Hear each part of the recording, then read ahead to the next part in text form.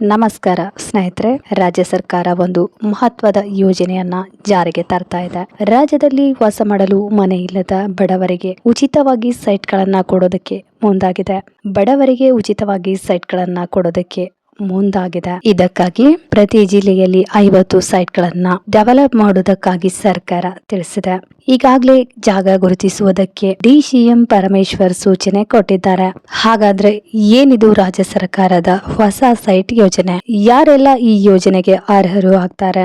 ಯಾಕೆ ಇದ್ದಕ್ಕಿದ್ದಂತೆ DKC site ಕೊಡ್ತೀವಿ ಅಂತಿದ್ದಾರೆ? ಸರ್ಕಾರ ಇದನ್ನೆಲ್ಲ ನಿಜವಾಗಿಯೂ ಮಾಡಲು ಸಾಧ್ಯನಾ ಎಂಬ ಸಂಪೂರ್ಣ ಮಾಹಿತಿಯನ್ನ ಈ ವಿಡಿಯೋದಲ್ಲಿ ತಿಳಿಸಿಕೊಡ್ತೀನಿ. ಅದಕ್ಕಿಂತ ಮುಂಚೆ ನೀವಿನ್ನು ನಮ್ಮ ಚಾನೆಲ್ಗೆ ಸಬ್ಸ್ಕ್ರೈಬ್ ಆಗಿಲ್ಲ ಅಂದ್ರೆ ದಯವಿಟ್ಟು ಸಬ್ಸ್ಕ್ರೈಬ್ ಮಾಡ್ಕೊಳ್ಳಿ. ಪಕ್ಕದಲ್ಲಿರುವ ಬೆಲ್ ಐಕಾನ್ ನ ಪ್ರೆಸ್ ಮಾಡಿ. ಇದರಿಂದ ನಾನ್ ಮಾಡೋ ಪ್ರತಿಯೊಂದು ಹೊಸ ವಿಡಿಯೋಗಳ ನೋಟಿಫಿಕೇಶನ್ ಮೊದಲನೇದಾಗಿ ನಿಮ್ಗೆ ಬರುತ್ತೆ. ವಿಡಿಯೋ ಸ್ಕಿಪ್ ಮಾಡದೆ ಪೂರ್ತಿಯಾಗಿ ನೋಡಿ. ಹಾಗೆ ವಿಡಿಯೋ ಇಷ್ಟ ಆದ್ರೆ ಒಂದು ಲೈಕ್ ಮಾಡಿ.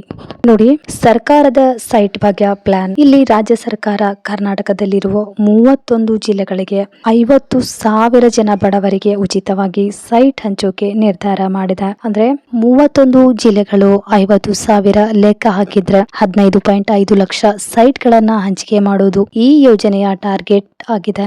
ಬೆಂಗಳೂರಿನಲ್ಲಿ ಸೋಮವಾರ ಕಂದಾಯ ಇಲಾಖೆಯ ಉನ್ನತ ಅಧಿಕಾರಿಗಳೊಂದಿಗೆ ಮಾತನಾಡಿದ ಡಿಸಿಎಂ ಡಾಕ್ಟರ್ ಜಿ ಪರಮೇಶ್ವರ್ ಈ ಮಹತ್ವದ ಅನೌನ್ಸ್ಮೆಂಟ್ ಮಾಡಿದ್ದಾರೆ. ಒಂದು ರಾಜ್ಯದಲ್ಲಿ 15 ಲಕ್ಷ ಸೈಟ್ ಹಂಚಿಕೆ, ಅದರಲ್ಲೂ ಉಚಿತವಾಗಿ ಕೊಡೋದು ಅಂದ್ರೆ ಖಂಡಿತ ಸಣ್ಣ ವಿಚಾರ ಅಲ್ಲ. ಸೈಟ್ ಗಳ ಬಗ್ಗೆ ನೋಡೋದಾದ್ರೆ ಗ್ರಾಮೀಣ ಭಾಗದಲ್ಲಿ 30x40 ಅಡಿ ಅಂದ್ರೆ 1200 ಸ್ಕ್ವೇರ್ ಫೀಟ್ ಅಳತೆಯ ಸೈಟ್ ಕೊಡ್ತೀವಿ. ಹಾಗೆ ನಗರ ಪ್ರದೇಶದಲ್ಲಿ 20x30 ಅಡಿ ಅಂದ್ರೆ 600 ಸ್ಕ್ವೇರ್ ಫೀಟ್ ಅಳತೆಯ ಸೈಟ್ ರೆಡಿ ಮಾಡೋಕೆ ನಿರ್ಧಾರ ಮಾಡಲಾಗಿದೆ ಅಂತ ಡಾಕ್ಟರ್ ಜಿ ಪರಮೇಶ್ವರ್ ತಿಳಿಸಿದ್ದಾರೆ. ಇಲ್ಲಿ ನೋಡೋದಾದ್ರೆ ಹಳ್ಳಿಗಳಲ್ಲಿ ಜಾಗ ಜಾಸ್ತಿ ಇರುತ್ತೆ. ನಗರಕ್ಕೆ ಕಂಪೇರ್ ಮಾಡಿದ್ರೆ ಸ್ವಲ್ಪ ರೇಟ್ ನಲ್ಲಿ ಕಡಿಮೆ ಆಗಿರುತ್ತೆ. ಹಾಗಾಗಿ ಸ್ವಲ್ಪ ದೊಡ್ಡ ಸೈಟ್ ಕೊಡಬಹುದು. ಆದ್ರೆ ನಗರಗಳಲ್ಲಿ ಜಾಗದ ಕೊರತೆ ಹಾಗೂ ರೇಟ್ ಜಾಸ್ತಿ ಅಲ್ವಾ, ಹಾಗಾಗಿ ಸ್ವಲ್ಪ ಸಣ್ಣ ಸೈಟ್ ಕೊಡಬಹುದು. ಸರ್ಕಾರದ ಲೆಕ್ಕಾಚಾರ ಈಗಾಗಲೇ ಡಿಸಿಎಂ ಪರಮೇಶ್ವರ್ ಅವರು ಕಂದಾಯ ಇಲಾಖೆ ಅಧಿಕಾರಿಗಳಿಗೆ ಆರ್ಡರ್ ಪಾಸ್ ಮಾಡಿದ್ದಾರೆ.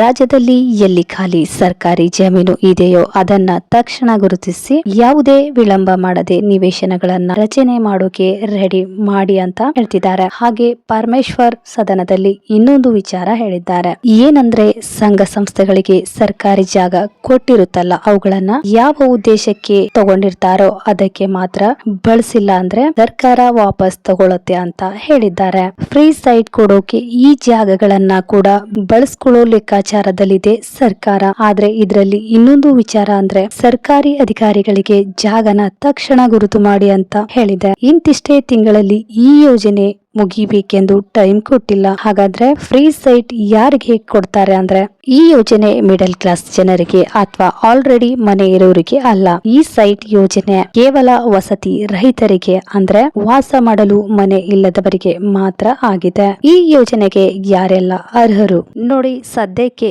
ಈ ಯೋಜನೆಗೆ ಯಾರೆಲ್ಲ ಅರ್ಹರೆಂದು ಆಫೀಸಿಯಲ್ ಗೈಡ್ಲೈನ್ಸ್ ನೀಡಿಲ್ಲ.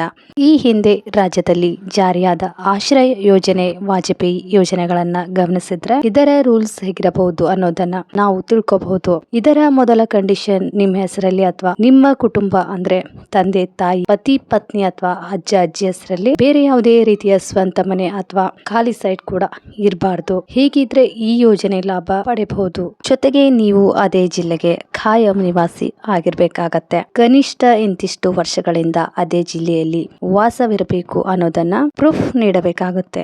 ಎಷ್ಟು ವರ್ಷದ ಪ್ರೂಫ್ ಬೇಕು, ಯಾವ ದಾಖಲೆ ಕೊಡಬೇಕೆಂದ್ರೆ ಈ ವಿಚಾರ ಸರ್ಕಾರ ಗೈಡ್ಲೈನ್ಸ್ ಹೊರಡಿಸಿದ ಮೇಲೆ ಗೊತ್ತಾಗತ್ತೆ.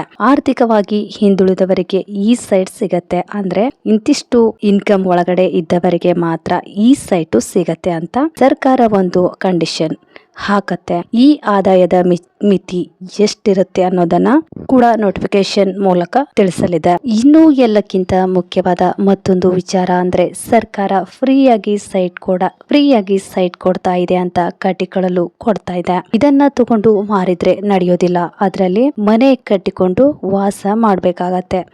ಏಕೆಂದ್ರೆ ಸೈಟ್ ನಿಮ್ಮದಾದ್ರೂ ಬೇರೆಯವರಿಗೆ ಮಾರಾಟ ಮಾಡಲು ಅಥವಾ ಲೀಸ್ಗೆ ಹಾಕಲು ಆಗಲ್ಲ.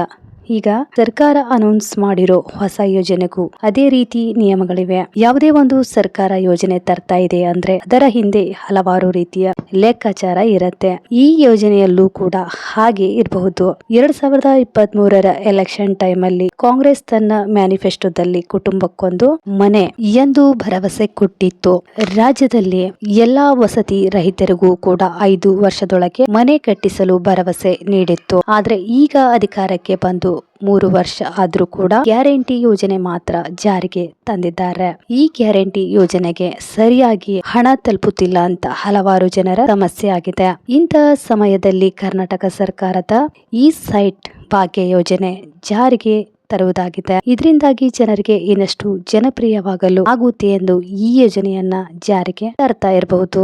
ಕರ್ನಾಟಕದಲ್ಲಿ 37.48 ಲಕ್ಷಕ್ಕೂ ಅಧಿಕ ಜನರಿಗೆ ವಾಸ ಮಾಡಲು ಮನೆ ಇಲ್ಲ. ಅದರಲ್ಲಿ 17.31 ಲಕ್ಷ ಜನರ ಬಳಿ ಯಾವುದೇ ಭೂಮಿ ಕೂಡ ಇಲ್ಲ. ಇನ್ನು ಕರ್ನಾಟಕದಲ್ಲಿ ಬರೋಬ್ಬರಿ 40.50 ಲಕ್ಷ ಜನ ಸ್ಲಂಗಳಲ್ಲಿ ಇದ್ದಾರೆ. ಬೆಂಗಳೂರಿನಲ್ಲೇ 7 ಲಕ್ಷಕ್ಕೂ ಅಧಿಕ ಜನರು ಸ್ಲಂನಲ್ಲಿದ್ದಾರೆ. ಇಂತಹ ಪರಿಸ್ಥಿತಿಯನ್ನ ಅರಿತ ಕರ್ನಾಟಕ ಸರ್ಕಾರವು